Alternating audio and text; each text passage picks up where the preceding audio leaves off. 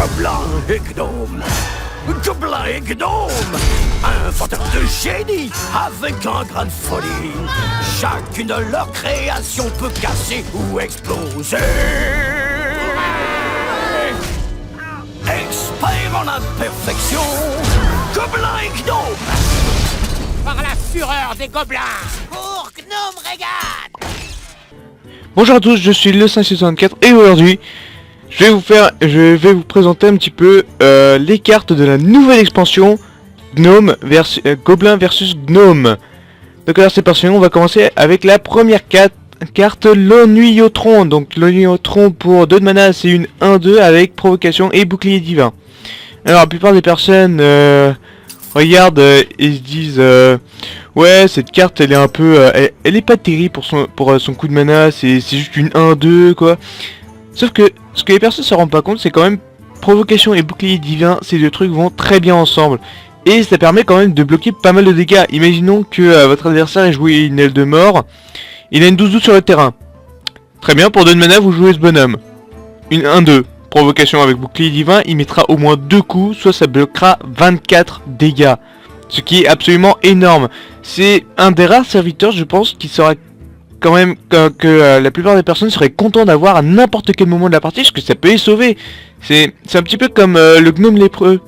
Le gnome lépreux, peu importe le moment à lequel vous l'avez dans la partie, que c'est après le tour 1, genre tour 9 et tout, vous êtes quand même content de l'avoir. Vous avez quasiment 2 dégâts assurés sur l'adversaire, ce qui est pas négligeable. Lui c'est plutôt sur d'un côté défensif, mais dans l'ensemble il est vraiment super. Et surtout je pense que cette carte sera vue dans les decks Zo, pour la simple raison que la raison pour laquelle dans un deck Zo on joue Marcheur du Vide et les Défenseurs d'Argus, c'est surtout pour pouvoir protéger les autres créatures qui sont derrière. Enfin, pour le cas du Défenseur d'Argus, c'est aussi pour le buff. Mais dans le cas du Marcheur du Vide, c'est vraiment pour protéger les créatures derrière. Et l'Ennuyotron fait exactement ça, mais d'une manière mais genre sublime. Ensuite, on a le Blingotron 3000. Alors, assez sympathique le nom. 5 de mana, c'est une 3-4. Bon, c'est... Niveau des stats, ça a l'air moyen. Après, l'effet, c'est équipe chaque joueur d'une arme aléatoire. Donc l'arme aléatoire ce sera dans toute la collection du jeu, hein, dans toutes les armes disponibles dans le jeu. Je sais pas quoi dire. Personnellement je trouve que cette carte est plutôt mauvaise, parce que déjà l'arme c'est connu pour apporter un certain avantage de carte, parce que même si vous avez une arme carrément nulle, vous pouvez quand même avoir de la valeur à partir de ça, à partir du moment où vous êtes capable de tuer plus d'un serviteur. Si vous arrivez à tuer quelques serviteurs adverses, vous avez quand même de la valeur, vous économisez des cartes pour détruire plusieurs des siennes, donc au final vous gagnez de la valeur. Honnêtement je pense que cette carte ne sera jamais jouée. Enfin peut-être dans un deck pirate parce que vous avez besoin des armes, mais au-delà de ça je vois pas. Non vraiment je vois pas. Ensuite on a le Lob Bomb. Pour 5 de mana, c'est une 3-3, cri de guerre, inflige 4 points de dégâts à un serviteur adverse aléatoire. Je sais pas quoi dire, c'est 4 points de dégâts, ça a l'air complètement craqué, je veux dire. C'est... Un Yeti, c'est 5 points de vie. Ce qui veut dire que si on a la capacité d'infliger un tout petit point de dégâts, bah on se débarrasse d'un Yeti. On peut se débarrasser d'un Senjin, un Marche-Soleil, enfin une fois qu'on a retiré le bouclier divin, bien évidemment. Il y a tellement de trucs, mais 4 dégâts, waouh. Il y a beaucoup de serviteurs qui ont moins de 4 points de vie, ça les tue direct. Bon, malgré que l'effet est aléatoire, remarque c'est aléatoire sur les serviteurs adverses, ce qui veut dire que si on arrive à éliminer un peu tout le terrain et qu'on laisse genre un seul serviteur, bah à 100% des cas il se prend les 4 dégâts. Hein. Par exemple les voleurs là en ce moment qui jouent le commissaire priseur, pièce, camouflage, bah il est obligé de se prendre les 4 points de dégâts. Donc je pense que c'est vraiment une bonne carte. Ensuite on a le Roboom. Donc alors le Roboom, râle d'agonie, inflige 1 à 4 points de dégâts à un adversaire aléatoire. C'est une 1-1. J'y reviendrai un petit peu plus tard, mais je pense que cette carte est vraiment super. Ça peut donner un avantage, vous pouvez vous débarrasser de 2 serviteurs d'un coup, et vous pouvez même faire masse de dégâts, enfin, j'en parlerai après avec la carte qui est associée, parce que on peut pas les jouer directement ceux-là. Ensuite, on a la lame rebondissante. Pour 3 de mana, inflige 1 point de dégâts à un serviteur aléatoire. Recommence jusqu'à ce qu'un serviteur meure. Alors, dans un deck guerrier qui, on va dire, joue quand même pas mal de cartes qui gagnent à prendre des dégâts. On a la colline de la souffrance, fabricant d'armure, etc. Gros mage, bien évidemment. Avec une lame rebondissante, waouh! Déjà, vous pouvez vous débarrasser de tout un terrain adverse, à condition que vous avez assez de chance. Mais franchement, ça peut vraiment avoir beaucoup d'heures ce truc-là. Pour 3 de mana en plus, vous pouvez, si vous avez un Ysera sur le terrain, vous pouvez quasiment dire que c'est 12 dégâts. Et encore, ça peut être plus. Si ça rebondit plus sur les serviteurs adverses que sur les vôtres. C'est, dans l'ensemble, super.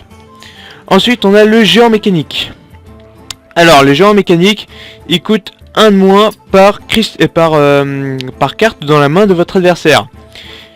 Pour 8-8. Alors, honnêtement, cette carte est juste super bonne dans un deck aggro. Pour la simple raison que quand vous jouez contre un deck contrôle, le deck contrôle essaiera d'avoir beaucoup de cartes en main. Mais beaucoup de cartes en main. Et prenons l'exemple d'un Endlock. L'Endlock, il va arriver genre tour 3 ou 4. Il aura déjà 10 cartes en main. Votre géant mécanique, pour lui, c'est une 8-8, il coûtera 2 de mana. Essayez d'imaginer à quel point ça peut être dévastateur contre un deck de ce genre. Ensuite, on a Gnome mécanique. Gnome mécanique pour 1 de mana, c'est une 2-1. Râle d'agonie ajoute une carte pièce détachée. Alors, qu'est-ce que la carte pièce détachée? Alors, les cartes pièces détachées sont des cartes bonus qui donnent provocation, qui donnent plus un d'attaque, plus un point de vie, enfin, bref, des tonnes d'effets cool. C'est pour ça que, honnêtement, je vois directement cette carte dans un deck Zo. Je veux dire, c'est... Vraiment. Ensuite, on a le maître des rouages. 1 de mana, c'est une 1-2 qui va gagner plus 2 d'attaque si vous avez un mecha. Donc, mecha, c'est la petite annotation qui est marquée en bas des cartes mécaniques. D'ailleurs, le golem des moissons va être renommé comme ça. Enfin, il va y avoir un petit truc mecha. Il va appartenir à la race des mechas. Donc, ce bonhomme, que dire? Au final, c'est un drop 1 qui va... En fait, si je devais résumer ça d'une manière assez simple, c'est un diablotin de flamme sans aucun effet négatif. Parce que la plupart du temps, vous jouez ça, vous avez direct un mecha que vous pouvez enchaîner avec, vous avez une 3-2. C'est un diablotin de flamme quoi, une 3-2 pour 1 de mana, c'est un diablotin de flamme. Sauf que vous prenez même pas les 3 dégâts qui vont avec. C'est vraiment très fort. Ensuite, on a le Dr Boom. Alors voilà le Dr Boom qui va invoquer 2 Roboom 1-1. Alors, déjà, au niveau des stats, c'est une 7-7 pour 7. Rien à dire, c'est juste parfait. Et en plus, il y a ces 1-1 qui peuvent, si vous avez suffisamment de chance, vous éliminer 2 créatures. Donc, juste imaginez la valeur un petit peu que ce bonhomme peut avoir.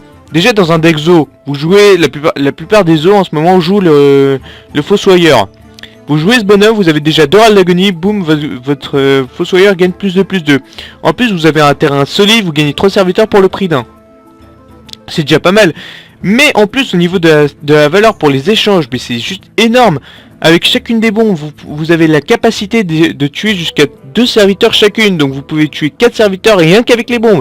Et considérant qu'il a 7 points de vie, a priori, il va tenir quand même assez longtemps pour se débarrasser de pas mal de bonhommes. Sauf s'il se fait chasseur de gros gibier. Bien évidemment, mais après, voilà, c'est un cas assez particulier. C'est quand même une carte épique qui est pas très souvent jouée ces derniers temps. Peut-être que je me trompe, hein, mais bon. Dans l'ensemble, cette carte a l'air vraiment d'être complètement pétée. Je veux dire, dans l'ensemble, on peut juste considérer que c'est une 9-9 pour 7. C'est vraiment très fort. Ensuite, on a le mécano amplificateur. Pour 4 de mana, c'est une 3-2.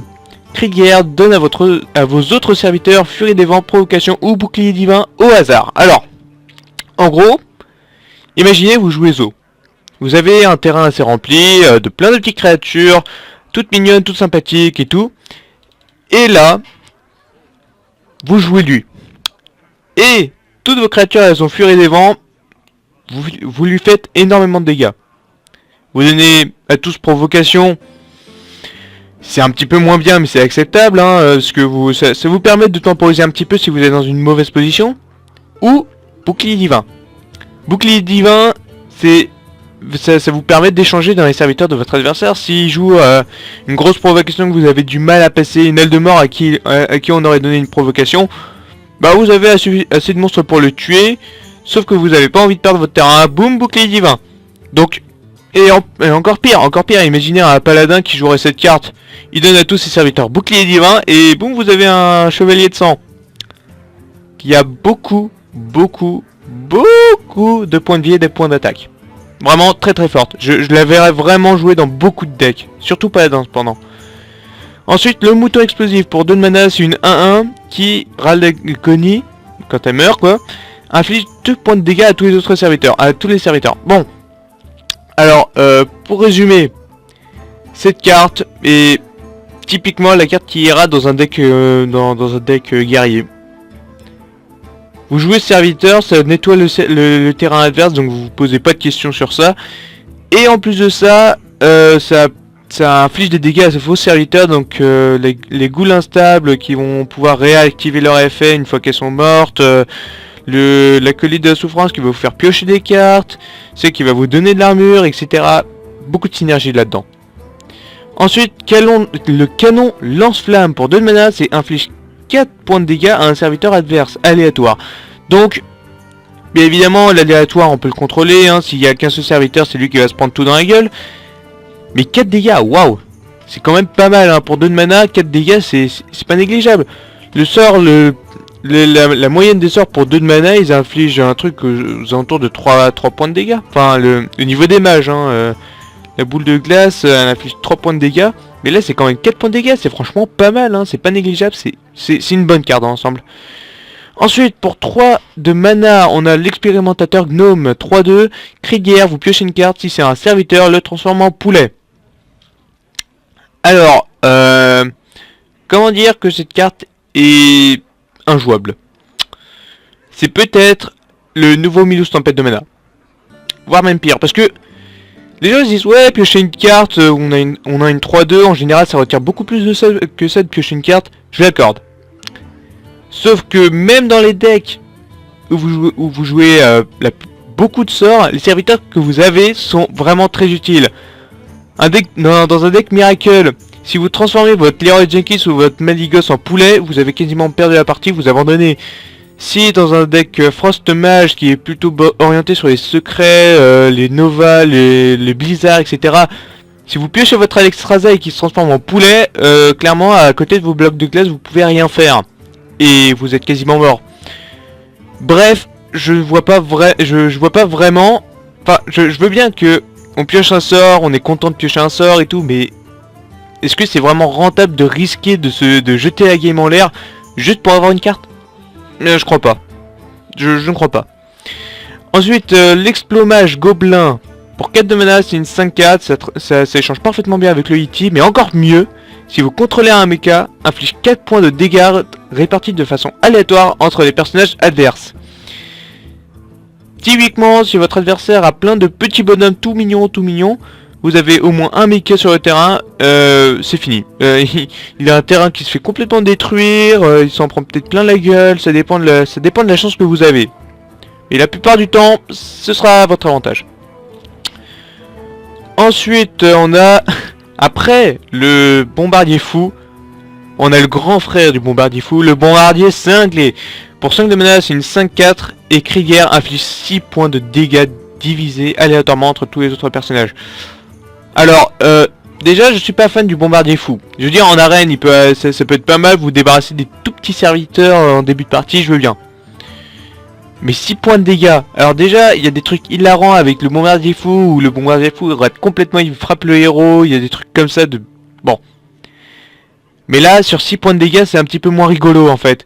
3 points de dégâts... Qu'il y ait 3 points de dégâts qui soient mal répartis, qui vont que sur les alliés, ça passe. 6 points de dégâts, vous pouvez tuer littéralement vos gardiens des rois. Vous êtes pas dingue, vous avez joué un gardien des rois, bah vous pouvez littéralement le tuer. Vous pouvez aussi vous tuer en vous infligeant 6 points de dégâts. 6 points de dégâts, c'est pas négligeable, c'est quand même une boule de feu. Donc, Je pense que c'est largement trop. Au moins qu'ils aient réduit le champ au fait... Enfin, ça aurait été bien qu'ils fassent une limitation pour que le héros ne soit pas touché. Parce que se prendre 6 points de dégâts, c'est un peu dur quand même. Ensuite, on a le méca téléporteur. Pour 2 de mana, c'est une 2-3. Et vos mechas coûtent 1 cristal de moins. Donc, typiquement, c'est une invocatrice. Une petite invocatrice. Sauf que c'est permanent. Ce qui est vraiment super. D'autant plus que, contrairement à l'invocatrice, c'est pas une 2-2, c'est une 2-3. Déjà, elle a beaucoup plus de chances de rester sur le terrain. Et vous aurez quand même pas mal de valeur avec. Donc, super bonne carte. Ensuite, on a le méca-ingénieur thermojoncteur. Pour 9 de mana, c'est une 9-7. À chaque fois qu'un serviteur adverse meurt, invoque un gnome lépreux. Alors, cette carte est plus fun qu'autre chose. Honnêtement, parce que tour 9, avoir des gnomes lépreux, c'est bien. Mais après, il faut avoir un terrain qui est déjà fait. En fait, c'est un petit peu comme quel fusage, je dois dire. Parce que on doit avoir un terrain déjà construit pour pouvoir avoir un grand avantage de lui. Il faut avoir un terrain construit, mais il faut aussi que l'adversaire en ait un et qu'on ait la capacité de tuer ses serviteurs avec les nôtres. Ce qui est un petit peu plus compliqué. Mais honnêtement, j'aime bien. J'aime bien le concept. Ensuite, on a la micro-machine. Alors, la micro-machine pour 2 de mana, c'est une 1-2 qui gagne 1 d'attaque au début de chaque tour. Alors, le terme, ça peut être un petit peu, ça peut être un peu confus, mais en gros, ce qu'il faut comprendre, c'est que vous le jouez, c'est une 1-2. Au tour de votre adversaire, c'est une 2-2, et quand vous revenez à votre tour, c'est une 3-2. Donc, au final, elle revient assez rapidement au stade classique d'un 2 de mana. Ce qui veut dire que entre le tour, en gros, à chaque fois que vous passez votre tour et que ça revient à votre tour, il gagne plus 2 d'attaque. C'est ce qu'il faut comprendre. Ce qui est quand même pas mal. C'est pas mal de gagner 2 d'attaque chaque fois que vous jouez un tour. Donc, vraiment, c'est un truc qui grossit assez rapidement, un petit peu comme Grul. Je dirais pas vraiment comme l'ombre de Naxxramas, parce que c'est vraiment à votre tour. C'est au début de votre tour qu'il gagne plus 1+1. Là, c'est au début de chaque tour. Donc, vraiment pas mal. Ensuite, on a le déchiqueteur piloté. J'adore cette carte. Dès que je l'ai, je l'ajouterai à la plupart de mes decks, je pense. Pour 4 de mana, c'est une 4-3. Et Râle d'Agonie invoque un serviteur aléatoire coûtant 2 cristaux de mana. Alors, ce qu'il faut voir en fait, c'est surtout un serviteur qui se remplace. C'est vraiment pas mal. Déjà pour commencer dans l'arène. Dans l'arène, la plupart des personnes cherchent pour la valeur des serviteurs en eux-mêmes. Mais celui-là, il a la valeur de 2 serviteurs au final. Et même si vous avez une 1-1, celle qui fait piocher une carte, vous avez pas le cri de guerre, mais vous avez quand même une carte qui sert. Vous avez quand même un avantage du terrain. Si vous avez nettoyé son terrain, vous êtes content, vous avez quand même une carte qui sera obligée de cacher son pouvoir héroïque ou un truc comme ça pour pouvoir s'en débarrasser. Donc c'est vraiment beaucoup de valeur ce truc là. Après s'il est sinon c'est une autre histoire. On a le grand frère, le golem céleste piloté. Pour 6 de mana, c'est une 6-4. Râle d'Agonie invoque un serviteur aléatoire coûtant 4 mana. Alors il est un petit peu moins bien dans le sens où 4 points de vie. Il y a beaucoup de serviteurs et beaucoup de sorts qui tour 6 font largement plus de 4 points de dégâts. Alors je doute qu'il tiendra longtemps sur le terrain, mais à partir du moment où il arrive à rester ne serait-ce qu'une seconde sur le terrain, ça va devenir un véritable monstre. Et en plus, le fait qu'il se recycle, mais c'est vraiment génial. Surtout pour un 4 de mana, c'est pas rien, vous pouvez avoir un Yeti. Et franchement, si on pouvait avoir un Yeti, c'est vraiment parfait quoi. C'est un des meilleurs 4 de mana du jeu. Enfin, juste au niveau des stats en eux-mêmes. Mais après, il y en a plein d'autres qu'on pourrait avoir, hein, mais honnêtement, je trouve que dans l'ensemble, c'est bien. Ensuite, on a le recombobulateur. Voilà, on y arrive. Pour 2 de mana, c'est une 3-2 et cri de guerre transforme un serviteur allié en un serviteur aléatoire de même coup.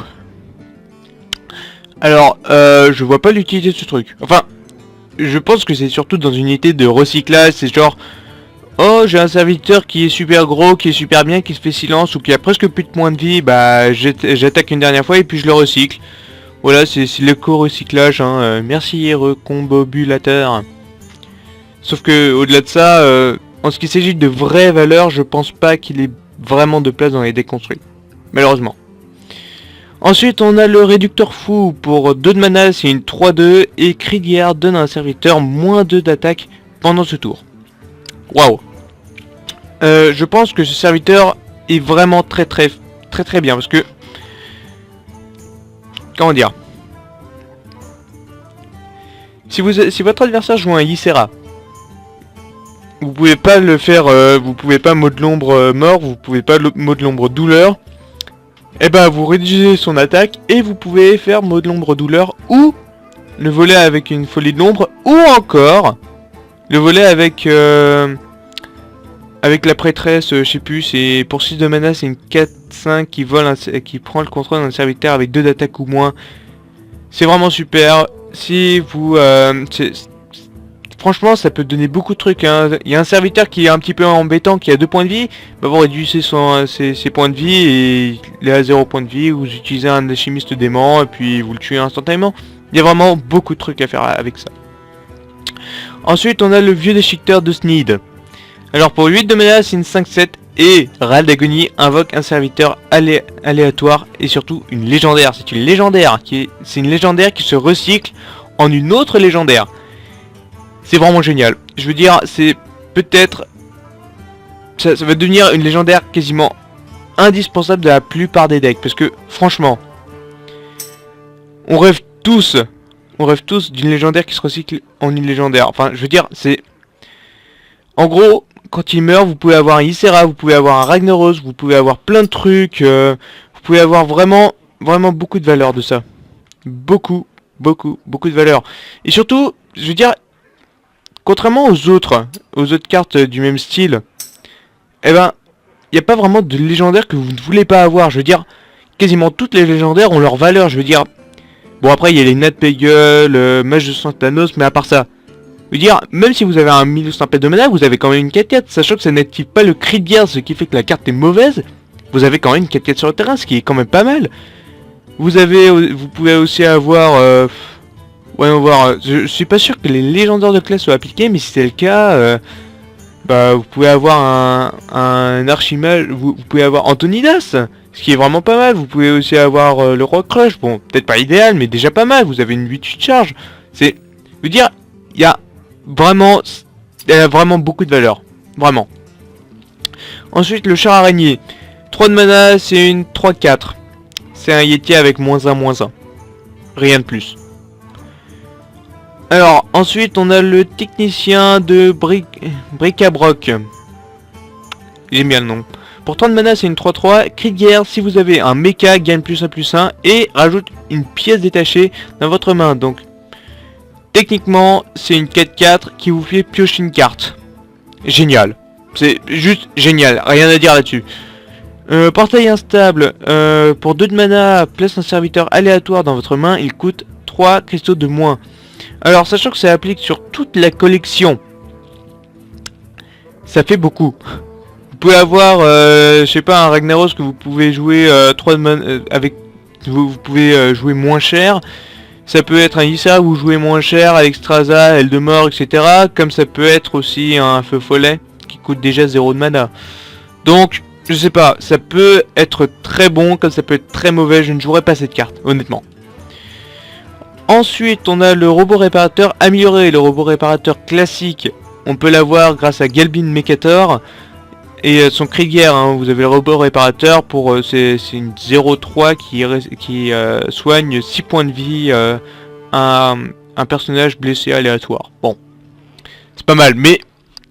Là, on a la version améliorée. C'est une 5-5 pour 5 de mana. Et cri de guerre donne plus 4 points de vie à un mecha allié. Waouh, c'est... Je sais pas, c'est le massacreur du temple qui a vraiment été buffé à mort. Enfin, je veux dire, quand même 4 points de vie, waouh, c'est pas mal. C'est pas mal, 4 points de vie. C'est une 5-5 pour 5. L'une des rares cartes pour 5 mana qui... En fait, a les bonnes stats pour son coup. Je veux dire, là, il n'y a que Oreb et Elitor and Chieftain auxquels je peux penser. Mais la plupart des autres 5 de mana, bah, ils font pas leur coup. Hein. Ils font absolument pas leur coup. Ils ont moins de points de vie, moins d'attaque, etc. Enfin, bref, c'est juste un super serviteur, lui. Ensuite, le choix de Velen. 3 de mana, confère à un serviteur plus 2, plus 4 et 1 au dégâts des sorts. Alors, je pense que la manière optimale, enfin la manière dont la plupart des personnes vont jouer ça, c'est sur une prêtresse au chenaille. Pour pouvoir faire double cercle de soins et nettoyer complètement le terrain, genre en avoir absolument aucun problème et vous avez quand même un bonhomme assez solide sur le terrain. Ou alors, sur un adversaire qui est assez dur à tuer, genre un Ysera, Maldigus et tout, pour pouvoir faire mot de l'ombre mort. Au-delà de ça, je vois pas vraiment l'utilité de ça. Et en plus, le dégât des sorts, pourquoi? Je veux dire vraiment, pourquoi? Les prêtres ont quelques sorts qui font des dégâts, mais pas tant que ça. C'est le dégât des sorts, il servira à rien du tout. Non, c'est pas une très très bonne idée. J'aurais plutôt rajouté un point de vie en plus qu'un dégât des sorts. Je sais pas. Ensuite, on a la tête de Mimiron. Pour ça, enfin, j'ai pas réussi à la trouver en français, donc bon, désolé. Pour 5 de mana, c'est une 4-5. Et au début de votre tour, si vous avez au moins 3 mecs, enfin 3 mécaniques, hein, ça les détruit tous et ça invoque Voltron, enfin VOC07 TRON, enfin Voltron, enfin bref. Donc, au niveau de stats en lui-même, 4-5 pour 5, c'est pas dégueulasse, faut le dire, c'est pas dégueulasse. Mais c'est surtout son effet qui est intéressant, parce que son effet ça invoque lui, Voltron, 8 de mana, 4-8 et charge méga Furie des Vents. Il peut attaquer 4 fois. Oui, 4 fois. En gros, on parle de 16 points de dégâts qui sont infligés directement. Et si vous lui donnez plus 3 d'attaque, enfin, pas la peine de vous expliquer ce que ça fait beaucoup de dégâts. En fait, typiquement, si vous arrivez à avoir les 3 qui est détruit, que ça invoque lui, votre adversaire a perdu. Et je sais pas pourquoi Blizzard se plaignait vraiment beaucoup des personnes qui se faisaient tuer en un tour à cause de Leroy Jenkins. C'est pour ça qu'ils ont augmenté son coût de mana. Mais alors c'est quoi ça? Je veux dire, ça c'est typiquement la définition de tuer en un tour. C'est tellement simple de faire plus de 30 points de dégâts avec ce bonhomme là. Rien qu'à lui tout seul, il fait déjà 16 de dégâts dès qu'il arrive. Je veux dire, je veux bien qu'il y ait des intentions sympathiques et tout, mais il faut arrêter de se foutre de la gueule du monde après. Ensuite on a, alors je sais pas vraiment comment traduire ça. Mais c'est un gros marteau en fait, c'est tout ce qu'il faut comprendre. Pour 30 mana, c'est une 4-2 et elle a 50% de chance de frapper le mauvais adversaire. Ah, alors c'est une arme guerrier aussi, il faut le préciser. La qualité elle n'est pas super sur cette carte, tout simplement parce qu'elle a été vue grâce à une vidéo, hein, et un joueur a obtenu cette arme et il l'a montré, donc on a eu la carte, voilà. Donc, que dire?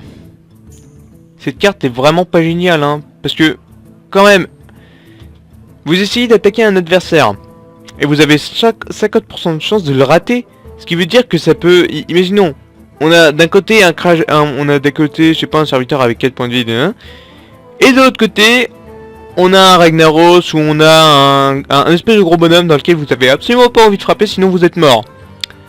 Et 50% de chance arrive, et vous frappez le mauvais. Après, ça pourrait être intéressant dans le sens où si vous arrivez à peu près calculer ça, vous pouvez carrément tuer votre adversaire. Imaginons, il lui reste 4 points de vie, vous équipez l'arme, vous essayez d'attaquer sur une de ses provocations qu'il a mis pour se protéger, manque de bol pour lui, ça attaque le mauvais adversaire, ça va probablement passer le taunt et ça va le frapper lui. Donc il va se prendre les 4 points de dégâts et il va mourir. Après il faudrait essayer d'étudier ça au niveau général pour savoir si ça marcherait vraiment comme ça. Mais je sais pas, je ne verrais pas ça vraiment jouer dans un deck guerrier, parce que il y a tellement de bonnes armes comparées à celle-là, non, je pense pas qu'elle soit jouée. Et donc du coup, bah là on a fait le tour des cartes. J'espère que vous avez aimé la vidéo. Si vous avez aimé la vidéo, n'hésitez pas à mettre un j'aime, n'hésitez pas à mettre un commentaire pour me demander de faire des trucs, hein, je sais pas, une nouvelle vidéo sur l'arène, je sais pas, des recommandations, etc. Et donc du coup sur ce, je vous dis salut et à plus.